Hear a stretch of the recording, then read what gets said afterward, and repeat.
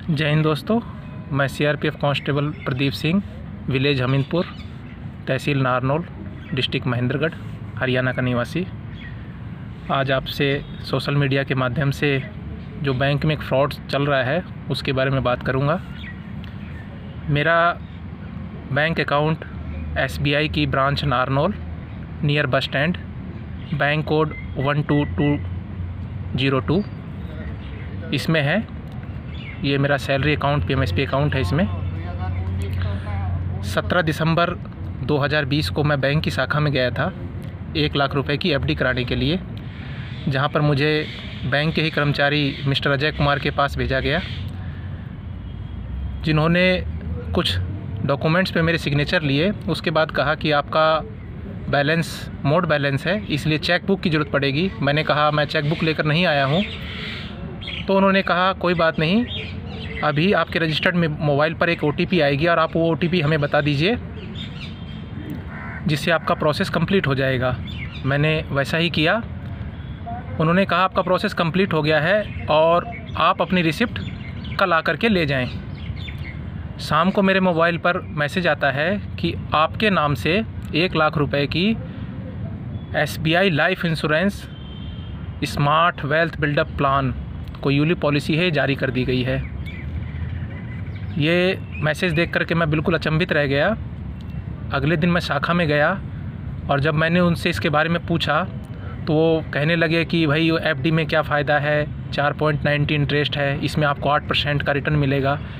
मैंने उनसे कहा कि जब मैंने जिस काम के लिए आपको कहा नहीं वो आपने कैसे कर दिया। इसका मतलब आपने फॉल्स तरीके से, जाली तरीके से मेरे से सिग्नेचर कराए और आपने ये गलत तरीके से फ्रॉड करके ये पॉलिसी मेरे नाम से जारी की है।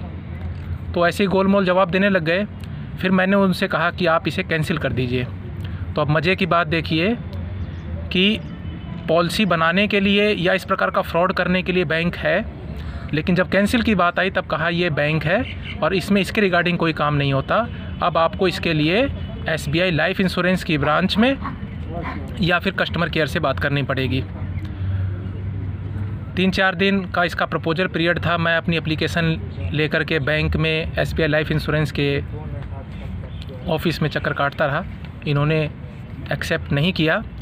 उसके बाद कहा कि भाई अब आपके नाम से बॉन्ड जारी हो गया है और इस बॉन्ड को आपको सरेंडर करना पड़ेगा। 15 दिन का फ्री लुक पीरियड है।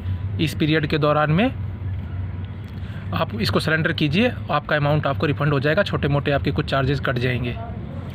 मेरे पास बॉन्ड आए, मैंने बॉन्ड को सरेंडर किया, तब पता चला कि इन्होंने उसमें से 10,000 रुपये डिडक्ट कर दिए हैं, जिसमें हो सकता है एजेंट का कमीशन होगा और हो सकता है कोई छोटे मोटे टैक्स होंगे।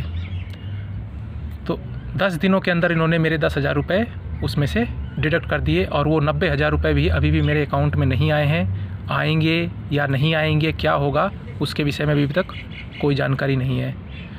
तो इस वीडियो के माध्यम से मेरा आप सभी लोगों से एक विनम्र निवेदन है कि अलर्ट रहें।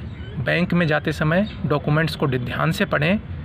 एज ए बैंक एम्प्लॉय भी आप उस पर ट्रस्ट ना करें, क्योंकि इस तरह की फ्रॉडबाजी बैंक का कर्मचारी बैंक के अंदर ही कर रहा है। एक बैंक कर्मचारी जो सैलरी बैंक में काम करने की लेता है, वो बैंक का काम ना करके इस प्रकार की फ्रॉडबाजी कर रहा है।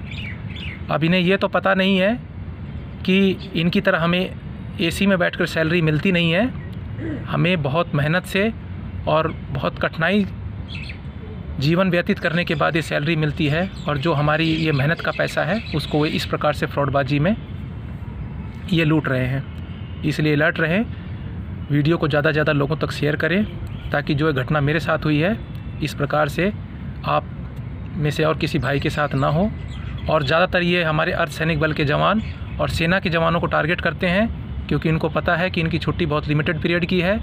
ये कुछ दिन आएंगे, आपसे बहसबाजी करेंगे, चले जाएंगे। उसके बाद ये पॉलिसी ले ना ले, सिलेंडर करें, इनसे इनको कोई मतलब नहीं। इनका कमीशन इन तक पहुंच जाएगा।